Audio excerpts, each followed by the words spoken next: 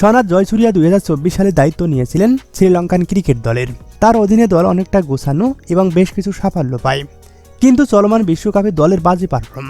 এক ম্যাচ হাতে রেখেই টি-20 বিশ্বকাপ থেকে বিদায় নিয়েছে শ্রীলঙ্কা। ইংল্যান্ড ও নিউজিল্যান্ডের বিপক্ষে সুপার 8-এর 2 ম্যাচ হারের কারণে বিশ্বকাপের সেমিফাইনালে যাওয়ার স্বপ্ন শেষ হয়ে যায় লঙ্কানদের। ঘরের মাঠে এমন ব্যর্থ পারফরম্যান্সের পর দলটির হেড কোচ সনাথ জয়সূরিয়াও বিদায় নিয়েছেন। দায়িত্ব ছেড়ে দিয়েছেন লঙ্কান ক্রিকেট দলের। এদিকে পাকিস্তানের বিপক্ষে 11 মার্চ শুরু হতে যাচ্ছে টাইগারদের ওয়ানডে সিরিজ। আসন্ন সিরিজ শুরু হতে আর খুব বেশি দিন নেই। তার আগেই বাংলাদেশে পা রাখছেন সনাথ জয়সূরিয়া।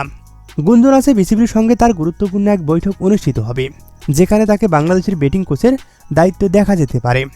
যে সিদ্ধান্তকে বেশ ইতিবাচক হিসাবেই দেখছেন দর্শক সমর্থকরা।